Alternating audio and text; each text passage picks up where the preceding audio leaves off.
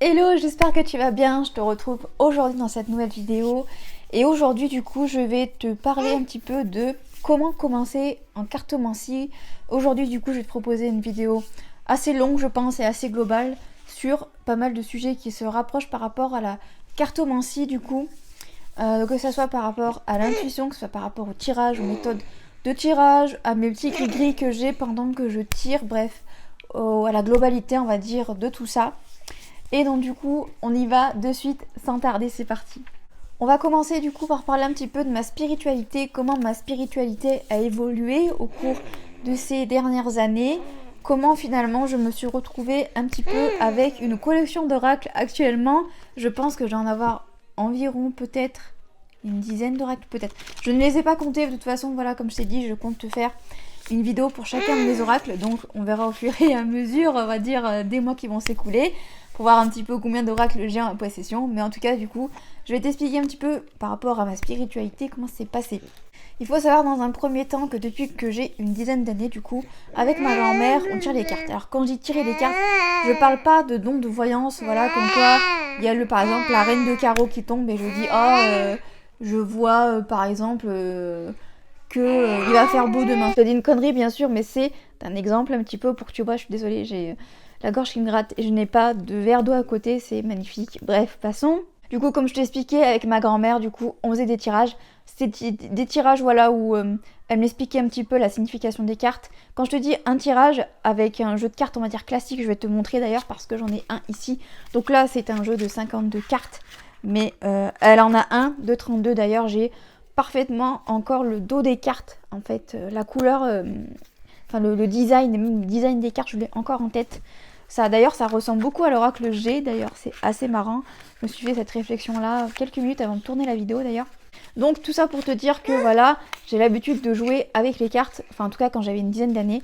Après, ça s'est un petit peu perdu, j'ai envie de dire, parce que, voilà, je suis passée à autre chose et que j'avais mis ça complètement de côté. Mais il faut quand même savoir que je suis quelqu'un qui a toujours cru aux énergies, toujours depuis petite. J'ai des magnétiseurs, j'ai des kinésiologues également, c'est des personnes qui travaillent sur l'énergie, donc c'est quelque chose auquel j'ai l'habitude finalement. Pour moi, je ne suis pas quelqu'un de hyper cartésien et qui ne croit pas aux esprits, tout ça. Moi, j'ai toujours cru en tout ça. Donc, pour moi, entre guillemets, voilà, ça fait partie déjà de ma vie de base, sachant qu'en plus de ça, dans ma famille, il y a des dons, des capacités, enfin bon, bref, on appelle ça un peu comme on veut. Mais voilà, j'ai une partie de ma famille en tout cas qui tâte un petit peu tout ça. Ma grand-mère, par exemple, ma grand-mère maternelle, elle arrive à sentir les gens qui sont décédés, elle peut les voir également. Et j'ai également du côté de mon père quelqu'un qui fait coupe-feu. Voilà, je sais pas trop comment on dit, mais voilà pour que tu vois un petit peu. Et il y a également quelqu'un du côté de mon père qui voit un petit peu par rapport aux planètes et tout ça, qui arrive un petit peu à dire qu'est-ce qui va se passer. Donc voilà un petit peu pour ça. On va dire que tout ça, ça m'est revenu un petit peu dans la tronche. Alors là, je vais surtout parler par rapport à mon intuition. Ça a commencé à revenir, en fait, au moment où je sentais que la personne avec qui j'étais avant était très distante. Et là, en fait, mon intuition a commencé à me dire, meuf, il te l'a fait à l'envers, il voit quelqu'un, c'est sûr. J'ai commencé à ressentir vraiment quelque chose de bizarre. Et là, c'était pas une peur parce que souvent le mental peut prendre le dessus par rapport à tout ça. Là, c'était vraiment mon intuition profonde qui me disait barre-toi, il y a quelqu'un d'autre, essaye d'avoir une confrontation avec lui. Et j'ai essayé d'en discuter avec lui. Bien évidemment, lui me disait qu'il essayait d'arranger les choses et que c'était pas vrai, sauf que c'était faux. Il y a eu tout un tas de signes, voilà, comme par exemple, à un moment donné, je me posais mille et une questions. Et on avait en fait une photo de nous deux en A3, donc c'est quand même un assez gros format sur un meuble. Et cette photo, quand je l'ai regardée, elle est tombée derrière le meuble. Voilà, comme si c'était pour me dire, passe à autre chose, quoi, c'est terminé. Ensuite, bien évidemment, la séparation est arrivée, je suis retournée chez mes parents. Voilà, là, je te le fais vraiment en accéléré. Et là, du coup, cette intuition, elle est en même temps revenue et en même temps partie. C'est-à-dire qu'au départ, j'ai commencé à faire des rêves vraiment très étranges. J'ai senti également mon oncle qui est décédé il y a 3 ans. Ça m'a énormément perturbée. J'ai toujours senti, en fait, depuis son décès, qu'il était là, qu'il était au-dessus de moi et qu'il me guidait, finalement. Mais là, je l'ai vraiment senti. Je suis même allée sur sa tombe. Et en fait, pendant que j'allais, en fait, j'étais dans le cimetière. Je me revois être dans le cimetière. J'étais dans le cimetière, je marchais. Et en fait, j'avais les mains comme ceci, en fait. Et quand je passais à côté de certaines tombes, je sentais en fait des choses, voilà, je sentais un petit peu comme quelque chose au bout de mes doigts, vraiment c'était assez perturbant. Et donc voilà, je sais qu'il est là, même encore, voilà, à l'heure actuelle, je le sens en tout cas, je sais qu'il est là. J'ai senti également en fait un espèce de circuit d'énergie en fait au niveau de mes doigts en fait. Comme s'il me pressait finalement la paume de la main. Encore une fois, si on n'y croit pas ce genre de truc, tu vas me prendre réellement pour une tarée, tu vas me dire encore une qui a soi-disant un éveil spirituel tout d'un coup, mais en tout cas pour ma part c'est vrai. Encore une fois, comme c'est indiqué, c'est un éveil spirituel, c'est-à-dire que ça, on l'a tous en nous. Les gens qui disent que il y a que l'élite ou je sais pas quoi, c'est faux. On a tous une intuition, on est tous finalement une âme dans un corps, donc on peut tous avoir cette intuition. Il faut juste donner l'impulsion et parfois le fait d'avoir un traumatisme, comme moi ça a été le cas par rapport à ma séparation, et bien du coup ça permet finalement un réveil de nouveau, un réveil, voilà. Ce qui était totalement mon cas. Donc comme je te le disais du coup, aujourd'hui du coup où j'en suis au point que j'ai accepté tout ça. J'ai accepté cette intuition. J'ai également accepté d'avoir cette énergie qui revient. Parce qu'il faut savoir que là ça fait plusieurs semaines, voire même plusieurs mois que ça va mieux de ce côté-là. Mais il y a une période en fait où j'avais cette intuition. Puis après il y avait quelqu'un qui me disait quelque chose, ça me déstabilisait complètement, j'étais plus sûre de moi. Et cette intuition partait et j'arrivais à plus rien faire. J'arrivais plus du tout à être focus sur moi-même. Et à prendre une décision à mon âme et conscience et juste par rapport à moi en fait et pas aux autres en fait. Mais là depuis plusieurs semaines je suis complètement dans un mood complètement différent. Je me sens extrêmement bien dans mes baskets et ça fait plaisir. Encore une fois j'espère que ça va durer mais j'ai vraiment l'impression que cette fois-ci c'est la bonne. Du coup, comment travailler son intuition ? C'est hyper compliqué, on va pas se leurrer parce qu'on est dans une société, je dis souvent ça, mais c'est vrai, on est dans une société où on nous apprend pas à être connecté avec nous-mêmes, on nous apprend finalement à réfléchir en tant que masse, on nous apprend à réfléchir un petit peu comme des robots finalement, on est des robots, on écoute ce que nous disent les gens d'au-dessus et on fait, voilà, par mimétisme, j'ai envie de dire, ou parce qu'on nous l'ordonne, voilà, par rapport à plusieurs moyens de pression, comme la peur par exemple. On va prendre par exemple l'exemple de la pandémie du Covid où voilà, on nous a dit clairement de nous vacciner ou d'avoir un pass sanitaire pour pouvoir aller au resto par exemple. Voilà, c'est un petit peu, on va dire, comme une punition, je mets des guillemets sur punition, mais voilà. On nous a pas dit réfléchissez en votre âme et conscience et faites-le si vous en avez envie. On nous a dit clairement faites ça, sinon vous n'aurez pas ça. Donc forcément, ça ne nous aide pas à réfléchir avec nous-mêmes et avec notre intuition, mais ça nous fait réfléchir avec le mental, avec la peur. Et donc forcément, on réfléchit pas pareil et forcément, souvent, on n'est pas du tout aligné en fait avec notre intuition et avec notre cœur finalement, parce que quand on écoute notre intuition, c'est notre cœur aussi qui parle. Donc voilà, encore une fois, les vaccins, tout ça, c'est un choix complètement personnel. Mais voilà, là, je te prends l'exemple de la pandémie parce que c'est un très bel exemple. Mais il y en a plein d'autres. Voilà, bref, allez, on va passer à un point autre. Du coup, comment travailler son intuition à proprement parler ? Eh bien, c'est très simple, on peut faire des exercices qui sont assez simples. Déjà, juste, voilà, comme je t'ai dit, quelque chose d'assez, on va dire, basique par rapport à nous, mais par exemple, quelle couleur tu aimes ? Quelle est ta couleur préférée ? Quel est ton plat préféré ? Quel est le film que tu préfères regarder ? Dans un premier temps, comme je te dis, l'essentiel c'est de nous écouter nous-mêmes et de finalement reprendre possession de notre intuition et de ce que nous dit notre cœur en fait. Parce que souvent on va répondre très rapidement. Comme par exemple, quelle est ta couleur préférée ? Si moi on me dit ça, tout de suite je vais répondre vert. Alors que c'est pas du tout le cas en fait. Moi ma couleur préférée c'est le rose. Voilà. Donc voilà, c'est pour dire un petit peu, juste prendre le temps de te poser et te dire qu'est-ce que j'aime vraiment ? Quelles sont mes passions réelles ? Qu'est-ce qui me fait kiffer ? Qu'est-ce qui me fait plaisir ? Qu'est-ce que je n'aime pas ? Si je fais telle ou telle action parce que j'en ai besoin ou parce que j'en ai envie, ou si je le fais parce que j'ai l'impression que j'ai une certaine pression si je ne le fais pas. Enfin bon bref, tu vois un petit peu les exemples que je veux te donner. Je vais te donner un exemple pour que peut-être ça soit un tout petit peu plus concret, mais par exemple tu vas recevoir un SMS d'un copain qui va te dire est-ce que tu veux venir boire un verre ce soir à la maison ? Tu es capable de répondre oui du tac au tac, mais juste te poser 30 secondes et te dire est-ce que j'en ai envie ? Est-ce que j'ai envie d'aller chez cette personne ? Est-ce que j'ai envie d'aller boire un verre avec cette personne ? Ou est-ce que j'ai tout simplement envie qu'on me foute la paix et j'ai envie de mettre Netflix et de me regarder un film ? Quelle est ta réelle envie ?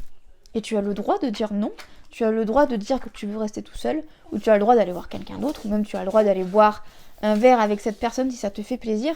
Mais là, tu vois, vraiment, c'est un exemple. Juste écouter toi-même tes besoins et pas forcément écouter les autres parce que voilà, ils te proposent quelque chose et que tu as l'impression qu'il faut absolument que tu répondes oui. Voilà. Ensuite, deuxième exemple qui peut peut-être aussi également un peu plus te parler, c'est tout simplement de vivre l'instant présent. Ça aussi, c'est quelque chose de hyper méga compliqué, vraiment, je trouve, à faire. Je vais te donner un exemple également qui sera peut-être également assez parlant, c'est le fait, en fait, par exemple, s'il fait beau chez toi, d'aller dehors, de te poser dans l'herbe, si c'est un truc que tu kiffes, encore une fois, et voilà, de fermer les yeux, voilà, d'avoir le ciel bleu au-dessus de la tête, d'entendre les oiseaux un petit peu qui payent un peu autour de toi, bref, tu te sens bien, c'est nickel, c'est parfait.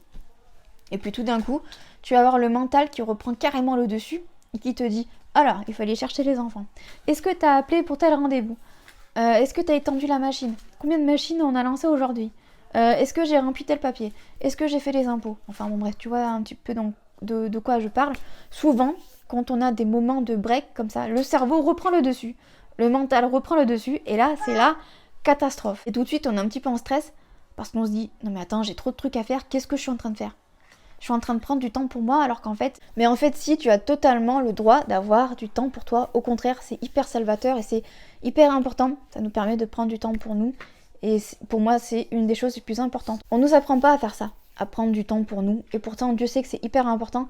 Ça nous permet en fait d'avoir une certaine stabilité et de nous sentir bien et ancrés. Et ça, c'est méga, méga important.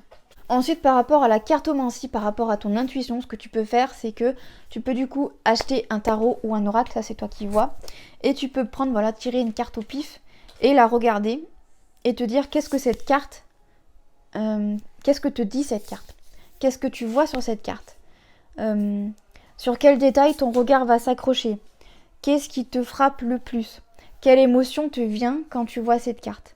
Voilà un petit peu comment travailler également son intuition par rapport aux cartes. Et autre chose que j'ai envie également d'appuyer, c'est le fait que, voilà, comme je te disais, on a tous une intuition et j'appuie vraiment là-dessus. Les gens qui disent que, voilà, comme je t'ai dit, qu'ils sont uniques parce qu'ils ont soi-disant un don de médiumnité, de voyance et compagnie, on peut tous le faire. C'est juste qu'en fait, on est tellement déconnecté de nos sensations de base qu'en fait, on ne peut pas finalement le faire, entre guillemets, tant qu'on n'a pas pris conscience de tout ça. Parce qu'on n'est pas connecté avec nous-mêmes.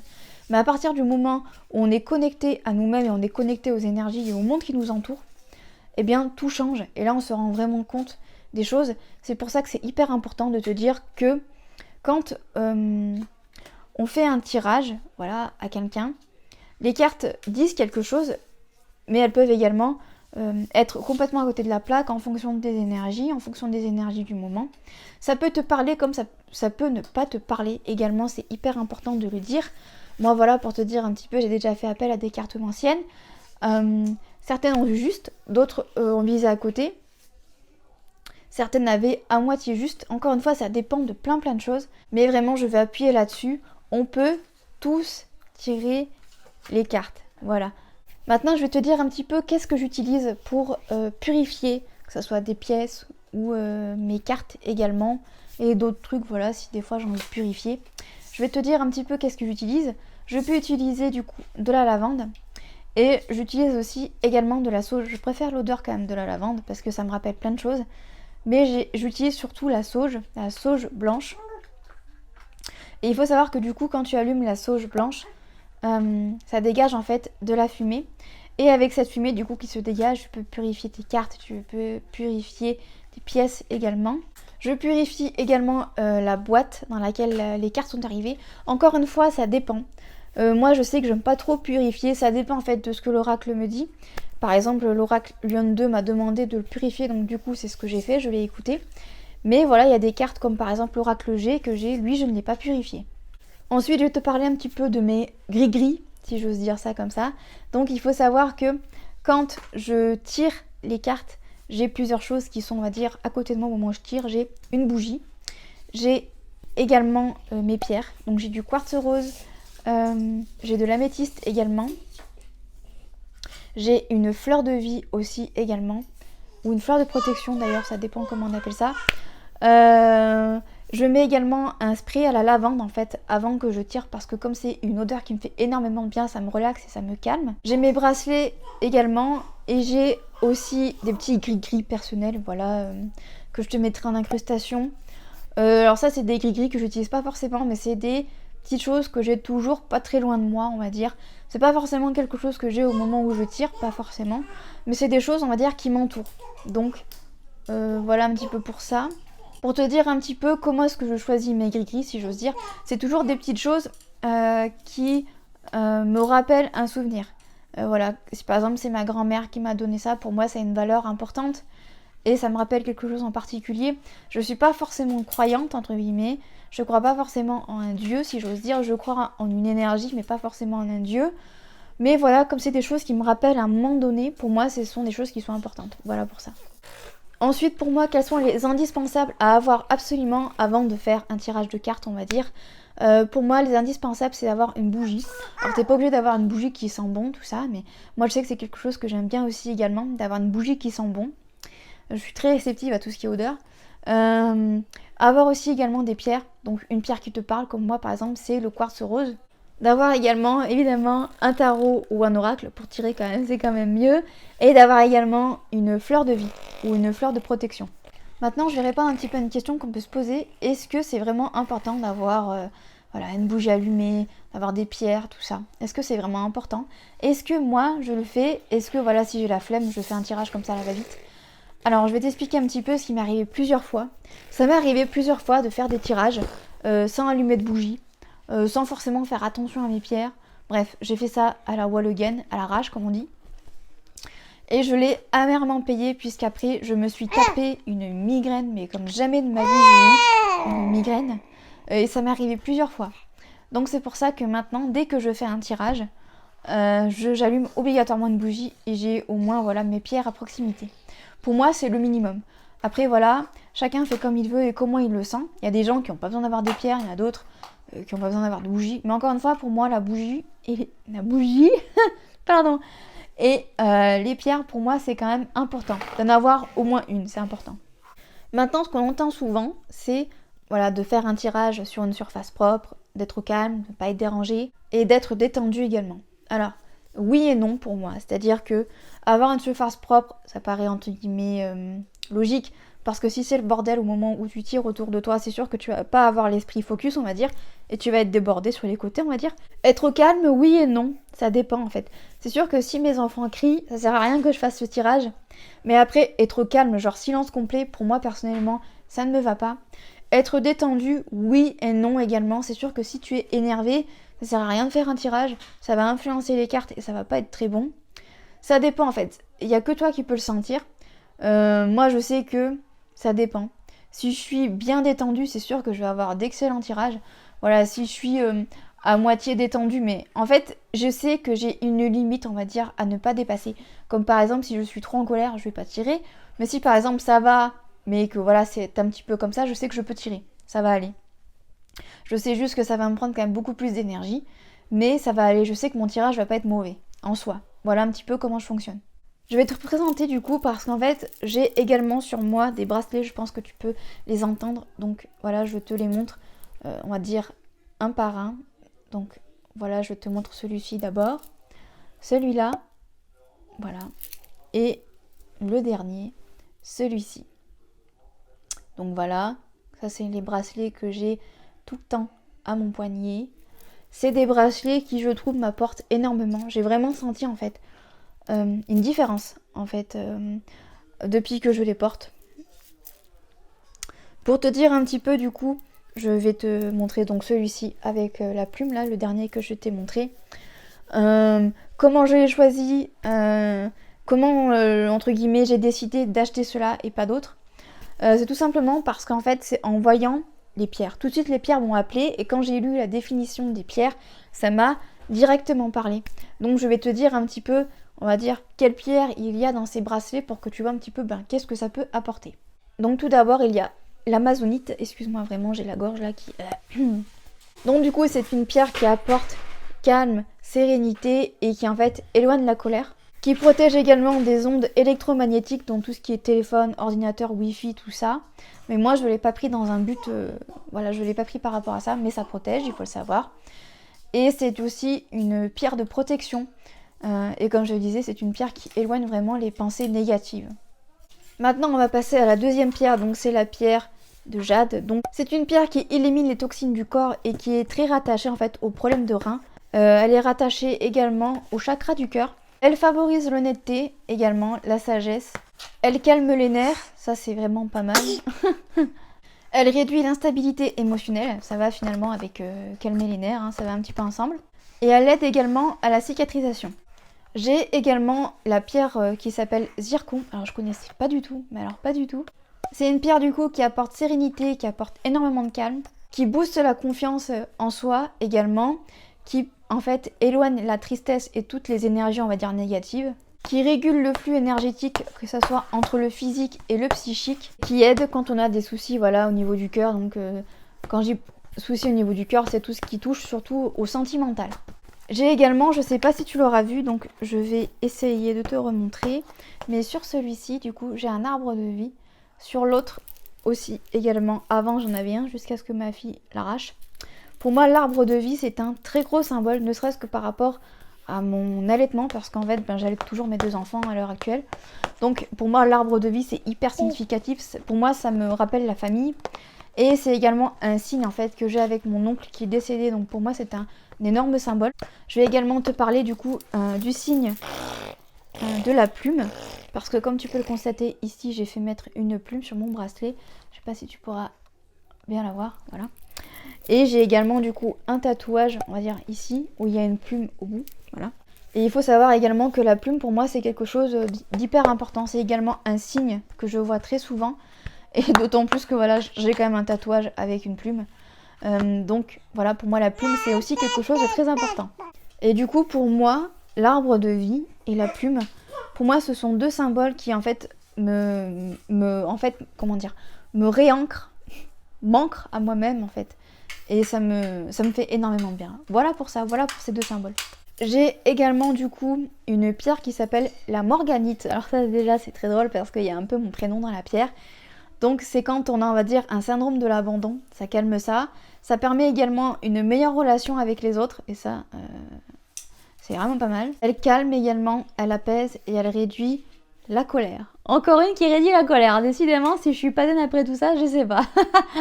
On va passer au quartz rose maintenant également. Le quartz rose pour moi c'est une pierre qui est énormément importante dans ma vie.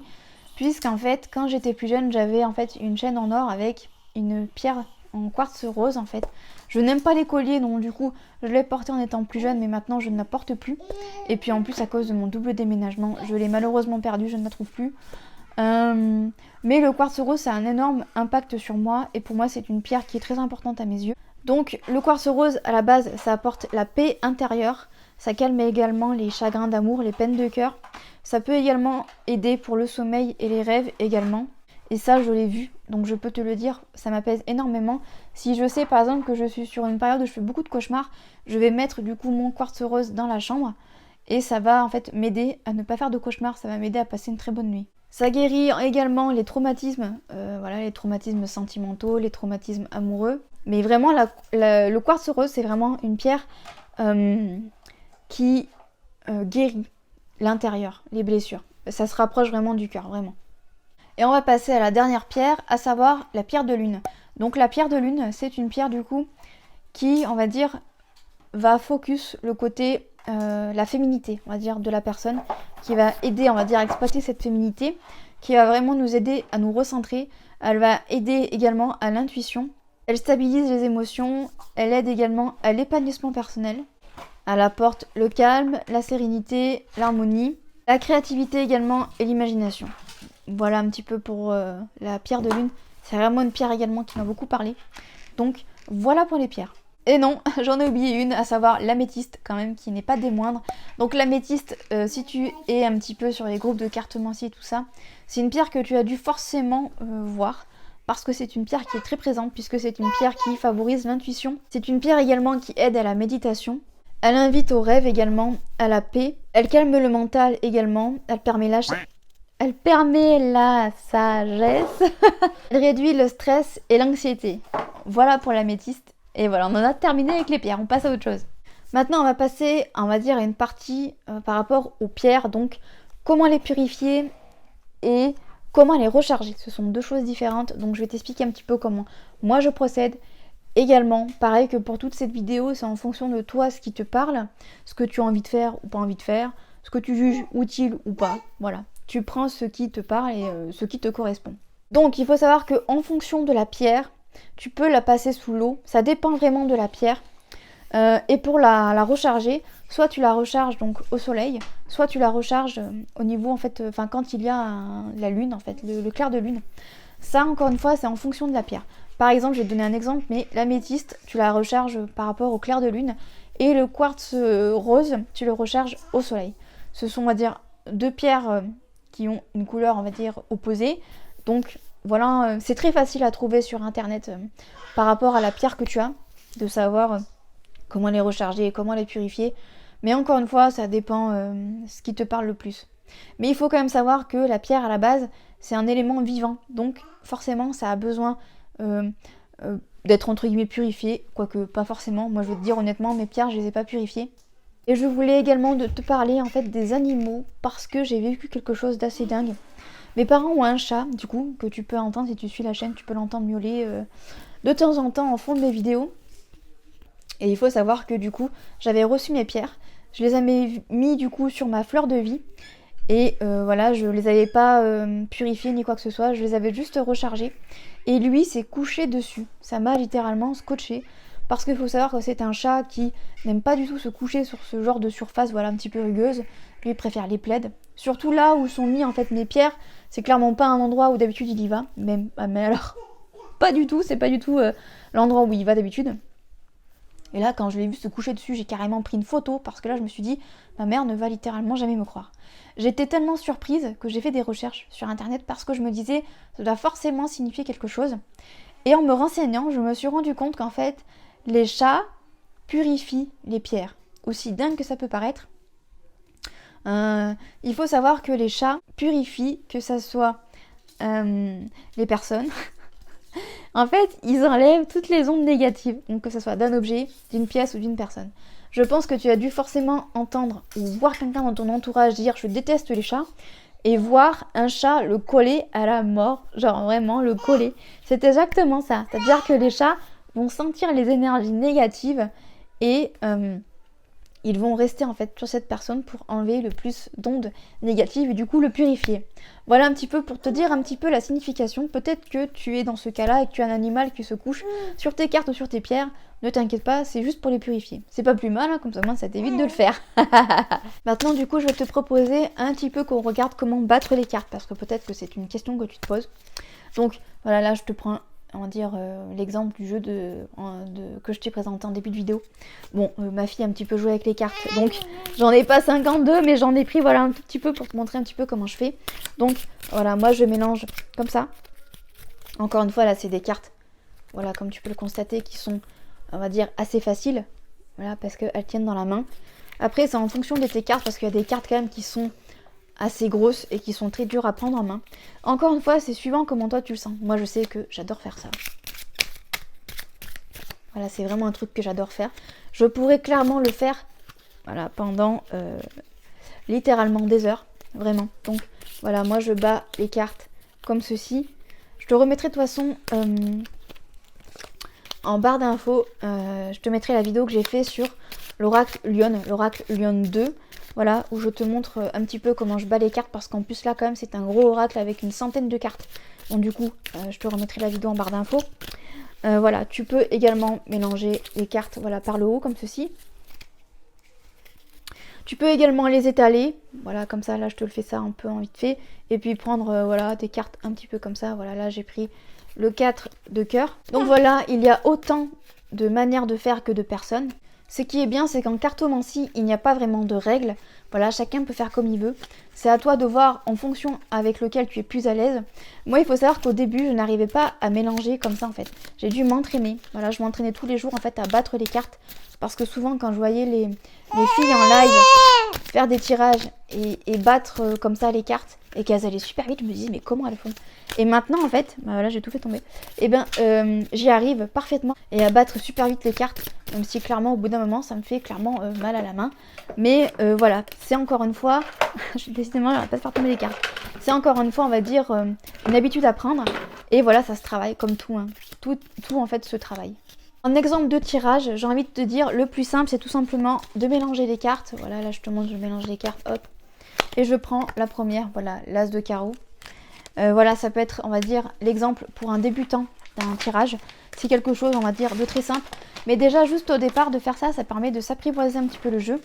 Moi, personnellement, ce que je fais, c'est que dès que j'ai, on va dire, un nouvel oracle, je bats les cartes, voilà, comme je t'ai montré tout à l'heure. Voilà, donc je fais ça. Et j'attends du coup que des cartes tombent. Et voilà, comme ça me permet de voir un petit peu la relation que je vais avoir avec l'oracle en question, en fonction de des cartes en fait qui tombent. Si je vois que l'oracle me parle de moi très clairement, je me dis qu'on va être très potes. Et puis si je vois que il commence à me sortir des cartes hyper négatives, je me dis qu'on va peut-être lui laisser le temps et je vais le purifier au passage. Ça dépend vraiment. Mais voilà, du coup, ce que je peux te conseiller si tu es débutant en premier tirage, c'est déjà, donc du coup, de 1, comme je te disais, de tirer une carte au pif. Et puis après, de l'interpréter et de voir si ça te parle ou pas. Et après, voilà, tirage classique, ce que j'appelle classique, voilà, tu bats les cartes. Et puis tu en prends une. Et puis... Non, pas du tout, c'est pas ça. Battre les cartes, pardon, je dis n'importe quoi, je suis fatiguée. Battre les cartes et de voir celles qui tombent. Et après, tu fais ta propre interprétation. Voilà. Après, bien évidemment, en fonction des oracles que tu achètes, en général, tu as des exemples, on va dire, de tirage. Qui peuvent t'aider, voilà, pour que tu puisses un petit peu t'entraîner. Donc ça, c'est en fonction, on va dire, des oracles que tu as. Donc n'hésite pas un petit peu à aller checker les notices et YouTube également, parce qu'il y a énormément d'exemples de tirages. Moi là, je t'ai présenté, on va dire, les plus simples quand on débute. Mais peut-être que tout ça, ça ne te parlera pas. Et tu voudras peut-être un autre tirage aussi que j'ai pas pensé à te montrer, mais quelque chose également de très simple. Donc tu mélanges les cartes. Et voilà, tu vas dire à ton oracle une carte pour le passé. Tac, une carte va tomber. Donc hop, là je vais... Voilà, le 4 de trèfle, je vais le poser. Donc ça c'est la carte du passé. La carte du présent, une autre carte va tomber. Donc là c'est le valet de trèfle. Et une carte pour le futur. Voilà, et on va dire que c'est le 10 de pique. Et donc voilà, en fonction de tout ça, ça peut te faire également un tirage très simple à comprendre. Et ça te permettra de voir un petit peu si... le tarot ou l'oracle a raison ou pas. Et également ce que je fais pour, on va dire, si je fais plusieurs tirages à la suite, parce que j'ai plusieurs personnes qui me posent une question, je fais ça. Voilà, j'adore faire ça en plus. Et je souffle dessus. Il y en a qui tapent les cartes, il y en a qui font ça, voilà, ça dépend. Moi j'aime bien faire ça, parce que j'adore ça, et j'aime bien souffler dessus. Voilà, ça c'est mon truc à moi. Et j'allais oublier, un autre tirage également, après promis, on arrête avec les tirages. Tu peux également en fait, donc du coup mélanger, peu importe la façon. Et tu peux décider du coup de couper ton jeu en deux et de regarder les deux faces. Bon là, pas de bol, hein, voilà, comme je t'ai dit, c'est un peu le bordel, mais voilà, regarder les deux faces. Et les interpréter à ta manière, voilà. Ça peut être également une idée de tirage, si tu n'es pas à l'aise, voilà, de regarder les deux coupes sur l'envers. Enfin, bon bref, je sais pas si c'est clair. Je sais pas si c'est clair, je commence à m'embrouiller, donc voilà, on va arrêter la vidéo là. C'est la fin de cette vidéo. J'espère que cette vidéo t'aura plu, j'espère qu'elle t'aura aidé également. Merci infiniment d'être resté jusqu'au bout de cette vidéo. J'espère que du coup cette vidéo t'aura quand même aidé à y voir un petit peu plus clair. N'hésite pas à me dire en commentaire ton avis sur cette vidéo aussi. Et si voilà, tu as d'autres questions, n'hésite vraiment pas, j'y répondrai avec grand plaisir. Et jusqu'à jeudi prochain, 18 h, pour une nouvelle vidéo sur la chaîne. Je te souhaite une très bonne semaine. Bye bye.